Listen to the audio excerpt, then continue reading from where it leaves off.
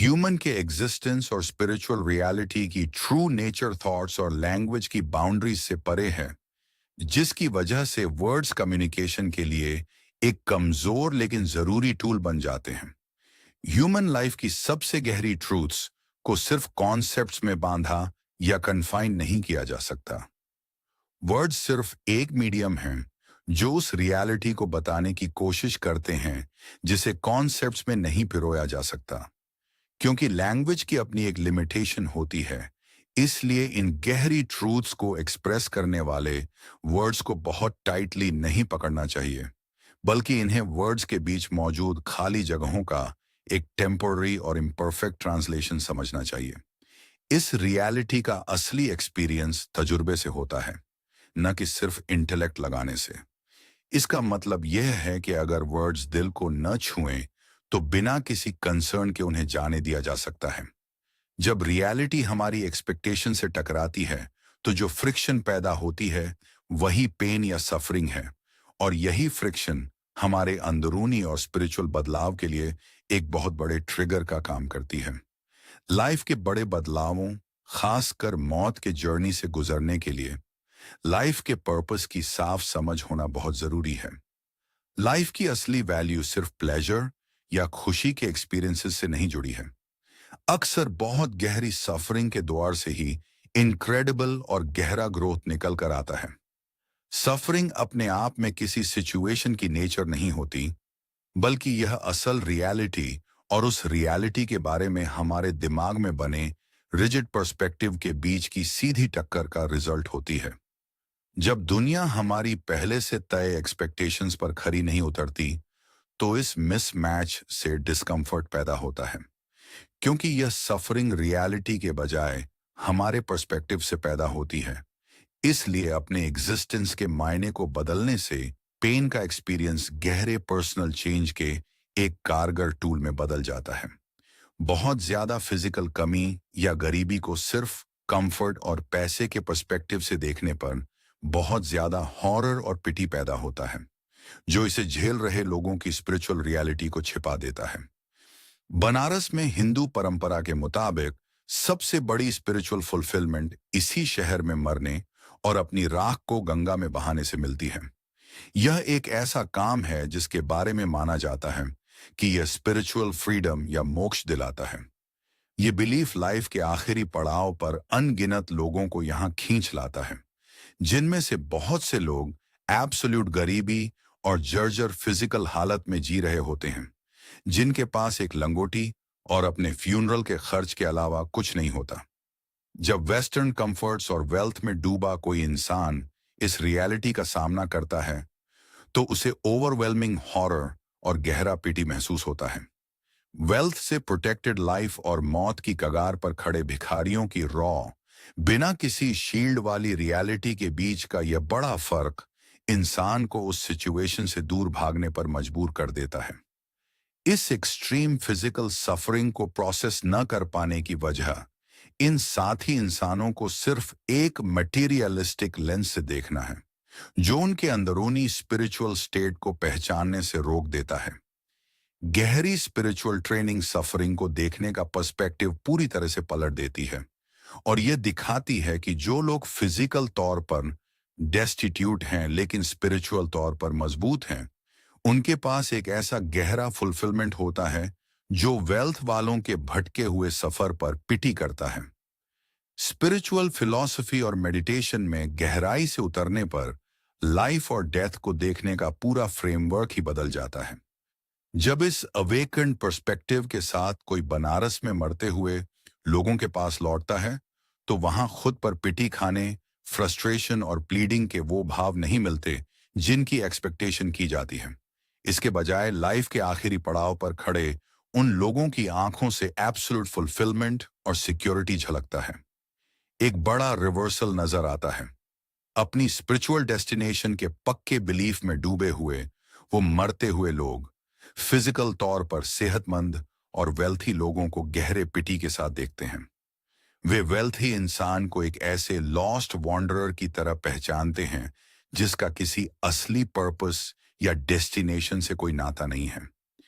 एक गहराई से बसा हुआ बिलीफ सिस्टम किसी सिचुएशन के मीनिंग को पूरी तरह से बदल देने की पावर रखता है, जो फिजिकल डेस्टिट्यूशन को स्पिरिचुअल ट्रायम्फ में बदल देता है।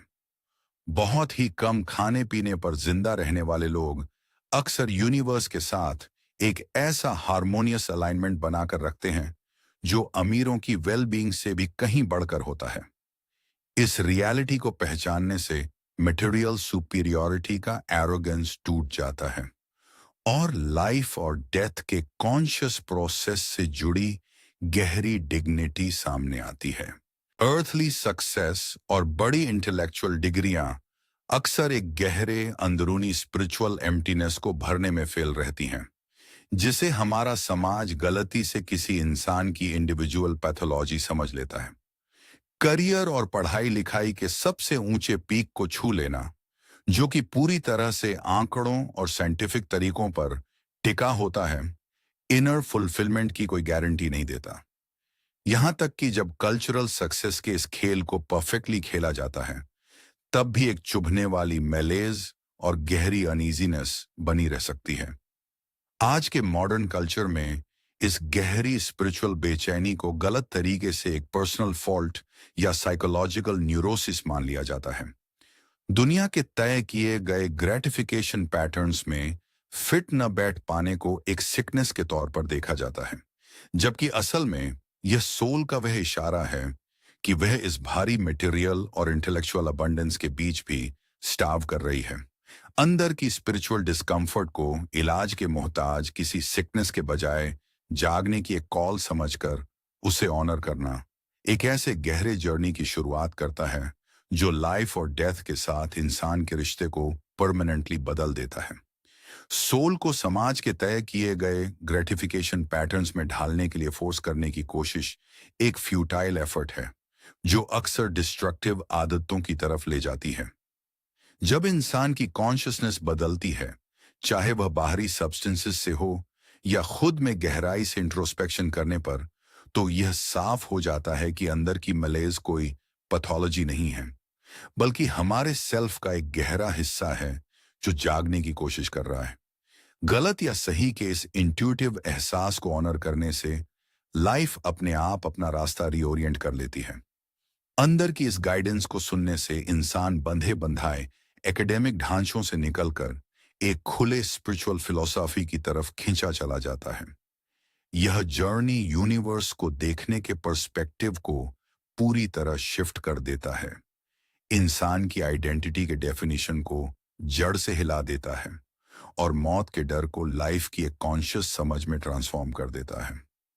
रियलिटी की एब्सोल्यूट नेचर को सामने लाने के लिए सुनने वाले को उसकी कन्वेंशनल फ्रेमवर्क से झकझोर कर बाहर निकालना जरूरी है और स्पिरिचुअल सच्चाई को सिर्फ एक बिलीफ के तौर पर नहीं, बल्कि एक ऑब्जेक्टिव फैक्ट के तौर पर पेश करना होता है। एग्जिस्टेंस की रॉ ट्रूथ को उसकी इंटेग्रिटी से समझौता किए बिना जेंटली नहीं परोसा जा सकता। इसके लिए यूनिवर्स कैसे काम करता है, इसे बिना किसी अपॉलॉजी के सीधे तौर पर बताना पड़ता है, जो अक्सर कन्वेंशनल रियलिटी में जी रहे लोगों के अंदर से इमीडिएट रिजेक्शन पैदा कर देता है। यह कोई नया बिलीफ सिस्टम या फिलोसॉफिकल हाइपोथेसिस पर रोसना नहीं है। यह चीजों के असल में होने का बिल्कुल पक्का और अनवार्निश्ड स्टेटमेंट है। सुनने वाले के पास इस रियलिटी को रिजेक्ट करने की पूरी फ्रीडम है, लेकिन इसके एग्जिस्टेंस को एक्नॉलेज करना स्पिरिचुअल अवेकनिंग की तरफ उठाया गया पहला जरूरी स्टेप है।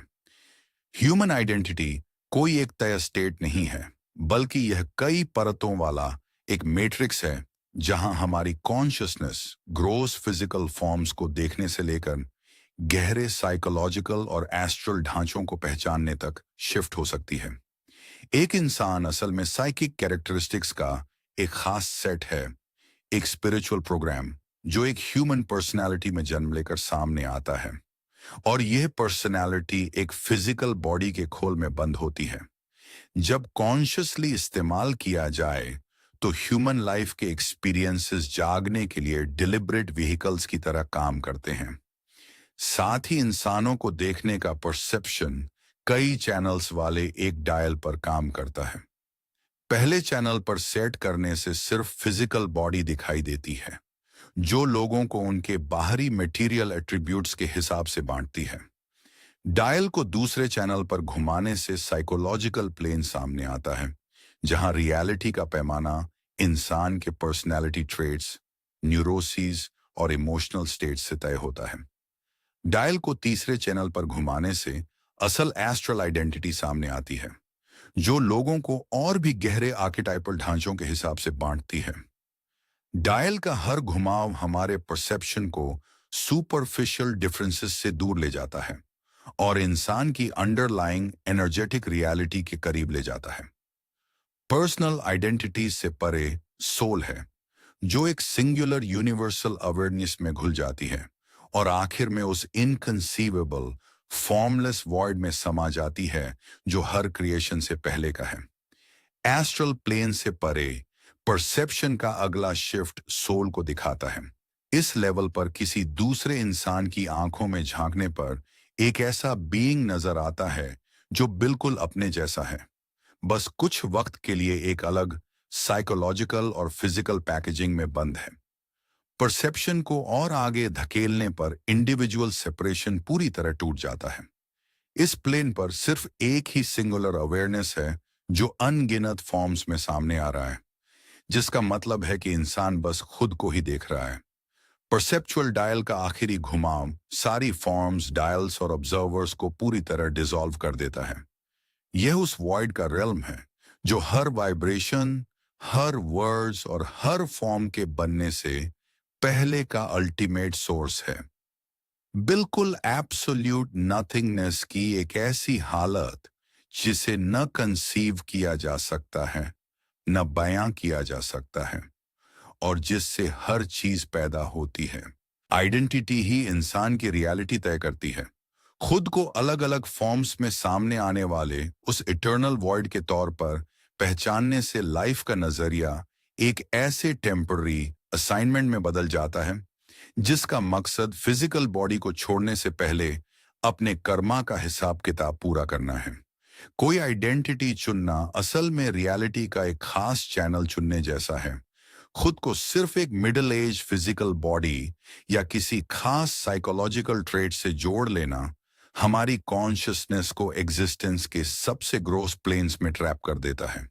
आइडेंटिटी का असली सीक्वेंस ऊपर से नीचे की तरफ बहता है।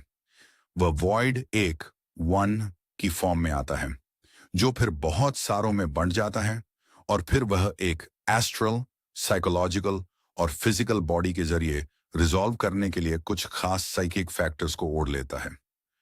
बॉडी सिर्फ एक ऐसा टेम्पोररी व्हीकल है जिसे अर्थ पर कुछ खास कार्मिक काम पूरे करने के लिए लिया गया है, और काम पूरा होने पर इसे डिस्कार्ड कर दिया जाता है। कार्मा और रीइंकार्नेशन का यह साइकिल इसी चलते रहने वाले काम का मैकेनिज्म है। भले ही पुरानी इंस्टीट्यूशंस ने लोगों पर अपना मॉरल कंट्रोल बनाए रखने के लिए इन ट्रूथ्स को हिस्टोरिकली दबाए रखा, लेकिन रियलिटी यही है कि एक इंसान हजारों बार जन्म लेता है और अपने के हुए कामों के कॉन्सिक्वेंसेस भुगतने के लिए बार बार फिजिकल फॉर्म्स में आता और जाता रहता है। अपनी आइडेंटिटी को उस वन के टाइमलेस प्लेन पर टिका देने से लाइफ और डेथ दोनों ही स्पिरिचुअल अवेकनिंग के प्रोसेस के एक बराबर और फंक्शनल कदम बन जाते हैं, जिससे फियर पूरी तरह खत्म हो जाता है। फिजिकल, साइकोलॉजिकल, एस्ट्रल और सोल प्लेन्स सब टाइम के दायरे में बंधे हैं, जहां चेंज और पैसेज तय है। उस वन के प्लेन तक असेंड करना टाइम को पूरी तरह डिसॉल्व कर देता है और उसकी जगह सिर्फ सिंपली बीइंग के एक ऐसे इटर्नल स्टेट को दे देता है जो न आगे बढ़ता है न पीछे जाता है। इस टाइमलेस रियलिटी में अपनी कॉन्शियसनेस को टिका देने से मॉर्टैलिटी को देखने का परसेप्शन जड़ से बदल जाता है। जब हमला करने वाली आर्मी का कोई कमांडर किसी मंक को इमीडिएट डिसेंबॉलमेंट की धमकी देता है और उम्मीद करता है कि वह डर जाएगा, तो वह मंक पूरे एब्सोल्यूट सेरेनिटी के साथ जवाब देता है। वह मंक पूरी तरह से अपनी इटर्नल नेचर से जुड़ा होता है, जिससे वह स्वॉर्ड इरेलेवेंट हो जाती है, क्योंकि उस मंक की लाइफ और डेथ दोनों ही उसके ऑन गोइंग अवेकनिंग के बराबर और फंक्शनल कंपोनेंट्स हैं। इसलिए फिजिकल डिस्ट्रक्शन का थ्रेट अपना असर खो देता है। बॉडी से बाहर निकलना एक ऐसा सीमलेस प्रोसेस बन जाता है जिसमें चैनल्स खुलते हैं, साफ होते हैं और शिफ्ट होते हैं, जिसमें फियर की वजह से पैदा होने वाली वह डेस्परेट होल्डिंग ऑन बिल्कुल नहीं होती। मौत को प्योर अवेयरनेस के पर्सपेक्टिव से देखने पर यह फिजिकल बॉडी सिर्फ एक टेम्पररी टूल लगने लगता है, जिससे छोड़कर जाने की बात ही इम्पॉसिबल हो जाती है, क्योंकि कॉन्शियसनेस ओमनी प्रेजेंट है। जब एक गहरी रियलाइजेशन वाला इंसान किसी टर्मिनल इलनेस का सामना करता है, तो फिजिकल सफरिंग उसकी कोर आइडेंटिटी को छू भी नहीं पाती। फिजिकल फॉर्म से चिपके हुए डिवोटीज किसी मिराक्युलस हीलिंग की दुआएं मांगते हैं और यह रिकॉग्नाइज करने में फेल रहते हैं कि इस बॉडी ने अपना काम पूरा कर लिया है और अब इसे डिस्कार्ड किए जाने का वक्त आ गया है।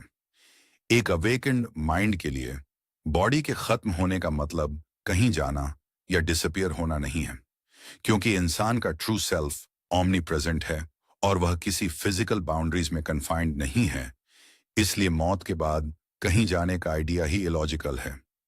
बॉडी को एक ओल्ड व्हीकल की तरह डिस्कार्ड कर दिया जाता है, जबकि एसेंशियल कॉन्शियसनेस बिल्कुल वहीं रहता है जहां वह हमेशा से था, जिस पर बायोलॉजिकल एंड का कोई खतरा नहीं होता।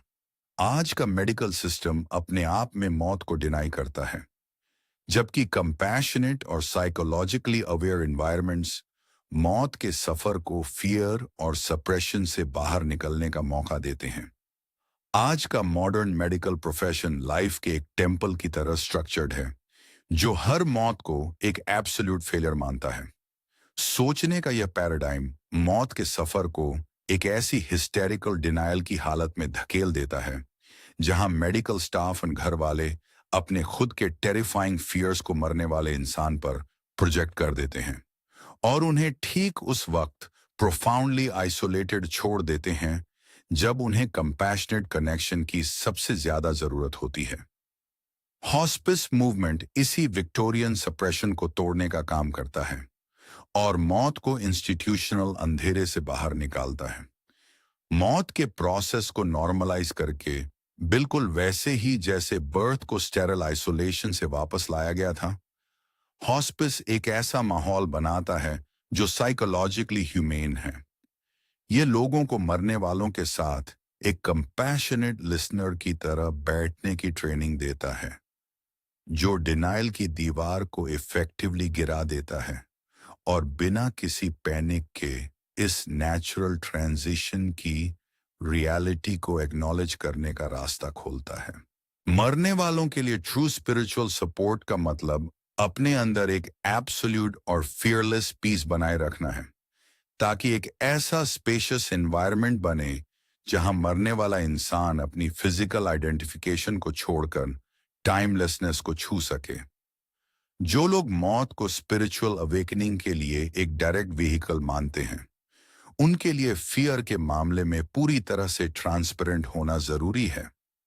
सबसे इफेक्टिव इंटरवेंशन कोई एक्टिव काउंसलिंग नहीं है, बल्कि कंपेनियन के जरिए चुपचाप अपने अंदर एक गहरी इनर स्पेस बनाना है। जब कंपेनियन कॉन्शियसनेस की उस लेवल को छू लेता है जहां टाइम का कोई एग्जिस्टेंस नहीं होता, तो उसका मौत का अपना पर्सनल फियर वैनिश हो जाता है। जैसे जैसे मरने वाला इंसान अपनी टेरर, पेन और एजिटेशन को बाहर फेंकता है, कंपेनियन उसे अपने इस स्पेशियसनेस में अब्सॉर्ब कर लेता है और बदले में सिर्फ एब्सोल्यूट पीस वापस लौट आता है। यह लगातार चलने वाला एक्सचेंज, जहां फियर का सामना अनवेवरिंग पीस से होता है, धीरे धीरे मरने वाले इंसान को अपने फेल होते बॉडी और साइकोलॉजिकल टॉर्मेंट के साथ अपनी रिजिड आइडेंटिफिकेशन को लूजन करने में मदद करता है। किसी फोर्स्ड काल्म में हासिल किए जाने के बजाय मरने वाला इंसान नेचुरली एक ऐसे वास्ट स्पेशियसनेस में खिलता है जहां लाइफ, ग्रोथ और मौत के आने जाने को एक सीरीन डिटैचमेंट के साथ सिर्फ ऑब्जर्व किया जाता है। किसी दूसरे बीइंग को हेल्प करने या हील करने का ट्रू मैकेनिज्म अपनी खुद की कॉन्शियसनेस को लगातार प्यूरिफाई करते रहना है और उस अनकंडीशनल लव को बांटना है जो डिवाइन यूनिटी की समझ से पैदा होता है। मरने वालों, जवानों या परेशान लोगों के लिए एक्टिव तौर पर कुछ करने या उन्हें हील करने का conventional professional model fundamentally flawed है। सर्विस का एब्सोल्यूट रूल खुद पर लगातार काम करना है। एक इंसान सामने वाले को सिर्फ अपनी खुद की बीइंग की क्वालिटी ही ऑफर कर सकता है, जो उसकी इंटरनल स्पिरिचुअल वर्क का सम टोटल होती है। सफरिंग के माहौल में ट्रू यूटिलिटी किसी एक्शन से नहीं आती, बल्कि अनकंडीशनल लव के एमिनेशन से आती है। यह लव किसी साइकोलॉजिकल प्रेफरेंसेस या इंडिविजुअल डिफरेंसेस पर बेस्ड नहीं होता। यह हर सिचुएशन में डिवाइन प्लान को देखने से स्पॉन्टेनियसली पैदा होता है।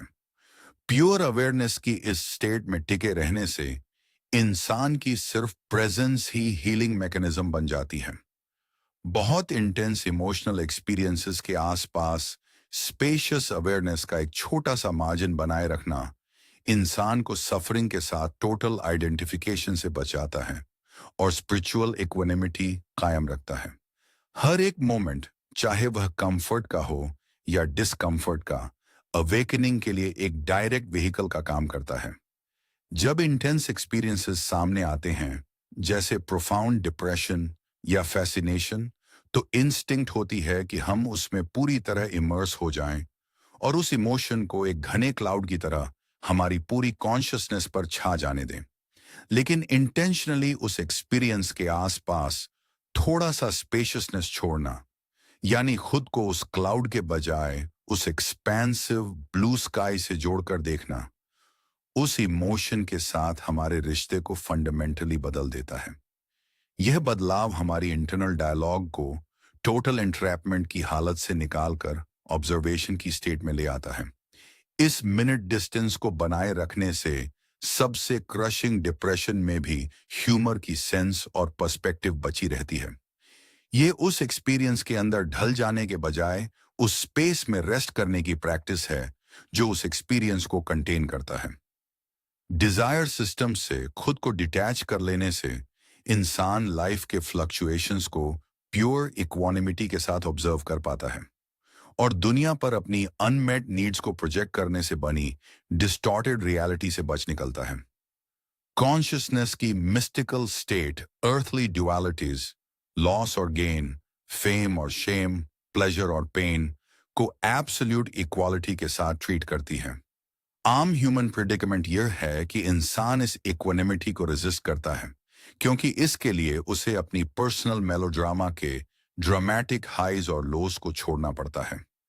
इस नॉन अटैच्ड अवेयरनेस के बिना इंसान रियलिटी को वैसी नहीं देखता जैसी वह है, बल्कि वह सिर्फ अपने डिजायर सिस्टम्स की बनाई हुई एक डिस्टॉर्टेड प्रोजेक्शन देखता है। एक हंग्री माइंड को सिर्फ फूड दिखता है, एक लस्टफुल माइंड को सिर्फ ग्रेटिफिकेशन के ऑब्जेक्ट्स दिखते हैं। रियलिटी को लगातार ईगो उसी तरह फिल्टर और कंस्ट्रक्ट करता है जिसकी उसे क्रेविंग होती है। लेकिन जब कोई इंसान लस्ट, ग्रीड या फियर की मौजूदगी को एक्नॉलेज करना सीख लेता है, वह भी खुद को उन स्टेट्स का ओरिजिनेटर माने बिना, तो एक प्रोफाउंड शिफ्ट आता है।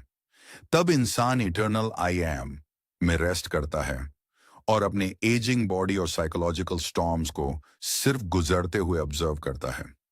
रियलिटी के सभी चैनल्स पर एक साथ सिमल्टेनियस एग्जिस्टेंस चाहतों की कैटिक पुशिंग और पुलिंग को हटाकर उसकी जगह एक क्वाइट कंपैशनेट प्रेजेंस ले आता है। ट्रांजिशन का ट्रू टेरर फिजिकल सेसेशन में नहीं है, बल्कि ईगो की साइकोलॉजिकल डिस्ट्रक्शन में है, जिससे कामयाबी के साथ नेविगेट करने के लिए कॉन्शियस प्रेजेंस का एक कंटिन्यूअस थ्रेड बनाए रखने की जरूरत होती है। डाइंग प्रोसेस इंसान के अंदर इंटेंस हेवी साइकोलॉजिकल अनरेवलिंग्स शुरू कर देता है। लाइफ का ट्रू मीनिंग उन कैओटिक फाइनल स्टेजेस में अपनी कॉन्शियसनेस को कायम रखने के लिए रिगरस प्रिपरेशन है। जैसे जैसे फिजिकल स्ट्रेंथ फेल हो जाती है, बॉडीली कंट्रोल खत्म हो जाता है और गहराई में दबी हुई अनकॉन्शियस मटेरियल वायलेंटली बाहर आने लगती है, इंसान अपनी उस आइडेंटिटी के मिट जाने के टेरिफाइंग डिसोल्यूशन का सामना करता है जो वह खुद को समझता है। यह साइकोलॉजिकल डेथ फिजिकल सेसेशन से कहीं ज्यादा डॉन्टिंग होती है। मरने वाले और कंपेनियन दोनों के लिए इम्परेटिव टास्क यह है कि वे ह्यूमिलिएशन और उभर कर आते हुए ट्रॉमा के बीच कॉन्शियस अवेयरनेस का एक कंटिन्यूअस अनब्रोकन थ्रेड पकड़े रहें।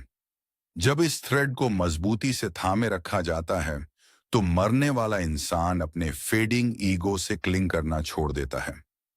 आखिरी सांस के पल में स्पिरिट का डिपार्चर कोई ट्रेजेडी नहीं होता, बल्कि एक प्योर ग्रेसफुल रिलीज होती है, क्योंकि मॉर्टल कॉयल से उसका अटैचमेंट पहले ही सेवर हो चुका होता है। अल्टीमेट टाइमलेस पर्सपेक्टिव से देखने पर सारे लाइफ टाइम्स और एक्सट्रीम कार्मिक सफरिंग्स एक ही वक्त पर सिमल्टेनियस हो रही होती हैं, जो कि स्पिरिचुअल प्यूरिफिकेशन को एक्सेलरेट करने के लिए स्ट्रिक्टली चुनी गई टेम्पररी सिनेरियोज हैं।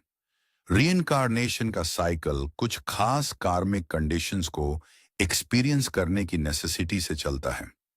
एक सोल अपने अनफिनिश्ड बिजनेस को रिकॉग्नाइज करते हुए एक ही जन्म में एक्यूमुलेटेड कार्मा को तेजी से क्लियर करने के लिए जानबूझकर बहुत ही brutal sequence of events, extreme poverty, abuse और प्रीमेच्योर डेथ को प्रोग्राम कर सकती है। सोल इस रियलिटी को कंस्ट्रक्ट करती है, इसे साफ तौर पर एक टेम्पोररी ट्रेनिंग सिनेरियो समझती है और अर्थ के इल्यूजन में डाइव कर जाती है। एक बार जन्म लेने के बाद वेल गिर जाता है, ट्रॉमा बिल्कुल एब्सोल्यूट रियलिटी बन जाता है और ईगो सफरिंग और मौत के खिलाफ वायलेंटली प्रोटेस्ट करता है। फिर भी बॉडी से एग्जिट करते ही सोल को फौरन इस मिशन के ब्रेविटी और फंक्शनल सक्सेस का एहसास हो जाता है। इस रियलिटी को इसकी एब्सोल्यूट लिमिट तक ले जाने पर यह रिवील होता है कि क्योंकि अल्टीमेट प्लेन टाइम से पूरी तरह बाहर है, इसलिए सारी इनकारनेशंस असल में सिमल्टेनियसली घट रही हैं। जब फाइनल कार्मिक सीक्वेंस खत्म होता है तो प्रोफाउंड रियलाइजेशन ये होता है कि हाईएस्ट लेवल ऑफ ट्रूथ पर असल में कभी कुछ हुआ ही नहीं था। बर्थ्स और डेथ्स का ये पूरा ड्रामेटिक साइकिल बस एक किताब के चैप्टर्स की इंट्रिकेट सिमल्टेनियस रीडिंग जैसा था। अपनी ट्रू नेचर को रियलाइज करने का फंडामेंटल मैकेनिज्म सांसों की कंटिन्यूअस फोकस्ड ऑब्जर्वेशन है, जो फॉर्मलेस अवेयरनेस के लिए एक डोरवे का काम करता है। डायरेक्ट स्पिरिचुअल अंडरस्टैंडिंग के लिए किसी कॉम्प्लेक्स इंटेलेक्चुअल फ्रेमवर्क की जरूरत नहीं होती। इसके लिए माइंड को मैकेनिकली क्वाइट करने की जरूरत होती है। इसे अचीव करने का फाउंडेशनल मेथड ब्रेथ पर अनवेवरिंग फोकस है। इनहेल, एक्सहेल और खासकर उन दोनों के बीच के माइक्रोस्कोपिक ट्रांजिशन पॉइंट्स पर अपनी अवेयरनेस को एंकर करने से माइंड को एक प्राइमरी ऑब्जेक्ट मिल जाता है। आसपास के एनवायरनमेंट, पास्ट मेमोरीज या फ्यूचर एंजाइटी से जुड़े थॉट्स का जो इनएविटेबल स्वॉर्म आता है, उसे सिर्फ नोटिस किया जाता है और इमीडिएटली रिलीज कर दिया जाता है, बिना किसी अटैचमेंट के उन्हें उड़ जाने दिया जाता है। ब्रेथ एब्सोल्यूट फोकल पॉइंट बन जाती है, जबकि बाकी यूनिवर्स पेरिफेरी में राइज और फॉल होता रहता है। इस सिंपल यूनिवर्सली एक्सेसिबल प्रैक्टिस के लिए किसी एक्सटर्नल हायरार्की या टूल्स की जरूरत नहीं होती, क्योंकि सांसों के बीच की वह सटल स्पेस असल में वो डोरवे है जो फिजिकल फॉर्म को इन्फिनिट फॉर्मलेस रियलिटी से जोड़ता है। कॉन्शियस ब्रीदिंग का इस्तेमाल इंटरनल साइकिक ब्लॉकेजेस को एक्टिवली प्यूरिफाई करने और दुनिया में लगातार अनकंडीशनल लव और कंपैशन ट्रांसमिट करने के लिए किया जा सकता है। सिर्फ सिंपल ऑब्जर्वेशन से आगे बढ़कर ब्रेथ इंटरनल प्यूरिफिकेशन और एनर्जेटिक ट्रांसमिशन के लिए एक डायनेमिक टूल का काम करती है। फोकस को चेस्ट के सेंटर में शिफ्ट करने से इंसान एक डेलिकेट प्यूरिफाइंग मिस्ट इनहेल करता है, जो पूरे फिजिकल स्ट्रक्चर में परमिएट हो जाती है।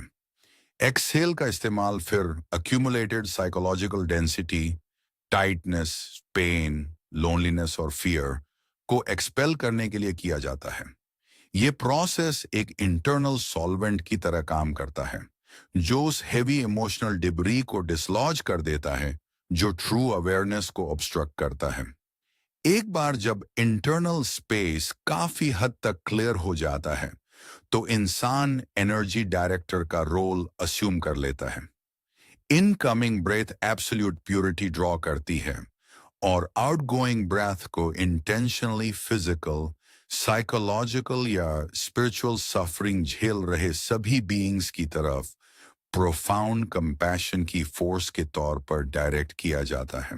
रेस्पिरेशन का हर एक साइकिल डिवाइन ग्रेस रिसीव करने और अनकंडीशनल लव, नॉन जजमेंट और प्रेजेंस का एनवायरनमेंट ब्रॉडकास्ट करने के मैकेनिज्म में ट्रांसफॉर्म हो जाता है। कॉन्शियस लिविंग और डाइंग पूरी तरह से अपनी इनहेरेंट डिविनिटी और ब्यूटी के करेजस इंटरनल रियलाइजेशन पर डिपेंड करते हैं। फुल कॉन्शियसनेस के साथ मौत का सामना करने की एबिलिटी फुल कॉन्शियसनेस के साथ लाइफ जीने की एबिलिटी से इनएक्सट्रिकेबली जुड़ी है। इसके लिए इनवर्ड मुड़ने और इंडिविजुअल डिफरेंस के मास्क को स्ट्रिप अवे करने की इमेंस ब्रेवरी चाहिए।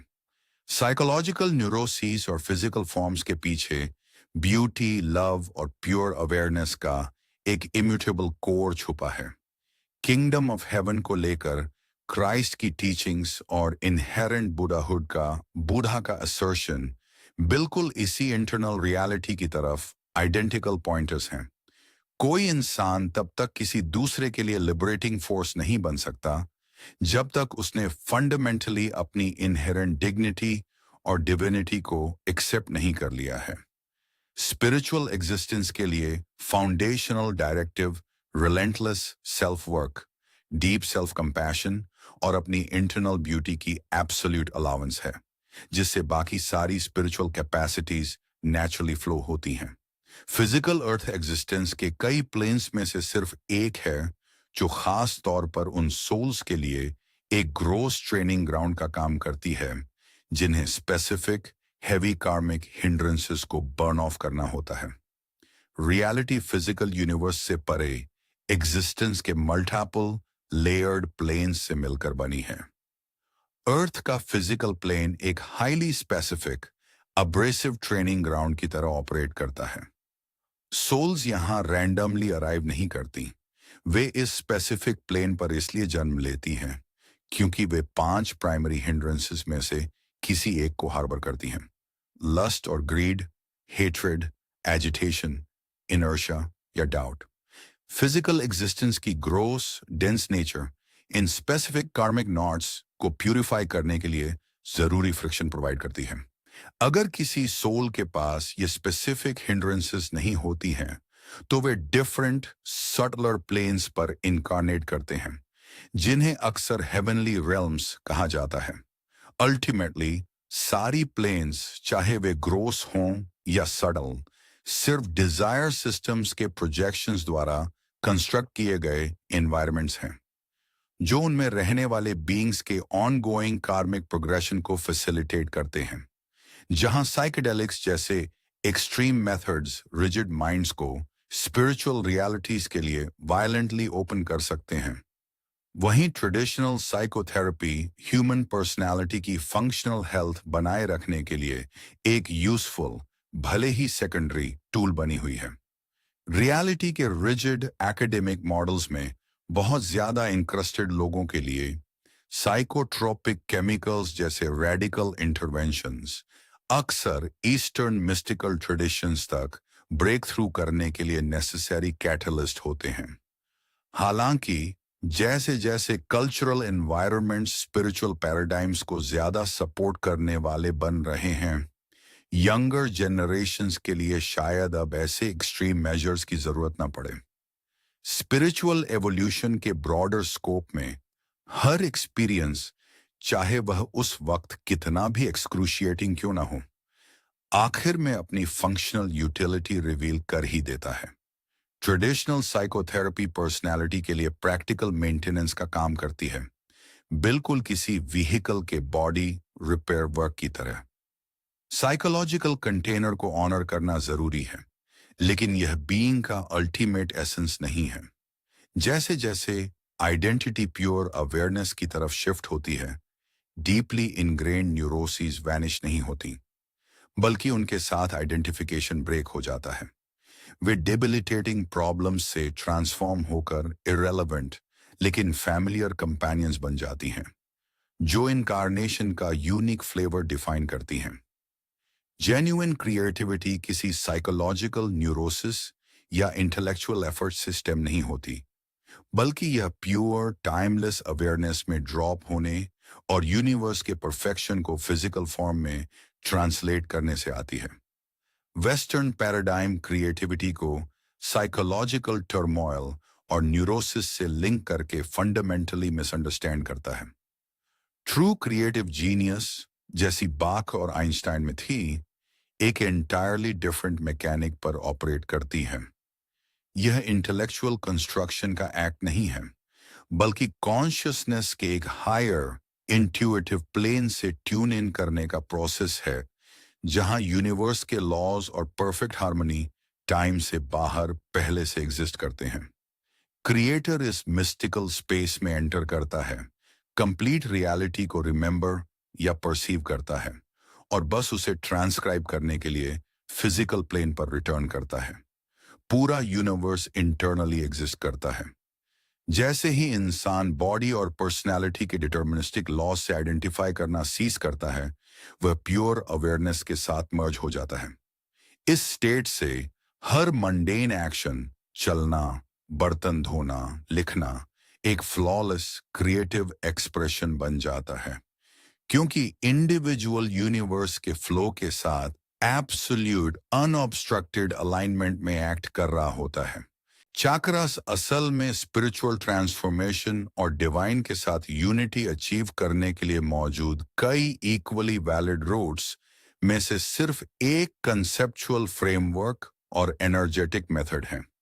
चाक्रास का सिस्टम एक स्पेसिफिक मेथोडोलॉजी को रिप्रेजेंट करता है, जो कॉन्शियसनेस के ट्रांसफॉर्मेशन को ड्राइव करने के लिए बॉडी के अंदर मौजूद साइकिक एनर्जी सेंटर्स पर फोकस का यूटिलाइज करता है। स्पाइन के जरिए एनर्जी या कुंडालिनी को ऊपर मूव करना हाईली इफेक्टिव है, लेकिन यह फंडामेंटली पहाड़ पर चढ़ने का सिर्फ एक पाथ है। साइलेंट मेडिटेशन में ब्रेथ पर फोकस करने से एनर्जी सेंटर्स बिना डायरेक्ट मैनिपुलेशन के नेचुरली ओपन हो जाएंगे। ऑल्टरनेटिवली, दूसरों की रिलेंटलेस अनकंडीशनल सर्विस में एंगेज होना, Karma yoga, daily human interaction को गॉड तक पहुंचने का डायरेक्ट व्हीकल बना देता है। राउट की चॉइस, चाहे वह डायरेक्ट एनर्जेटिक मैनिपुलेशन हो, साइलेंट मेडिटेशन हो या डिवोटेड सर्विस हो, अल्टीमेट डेस्टिनेशन के सामने इंटायरली सेकेंडरी है।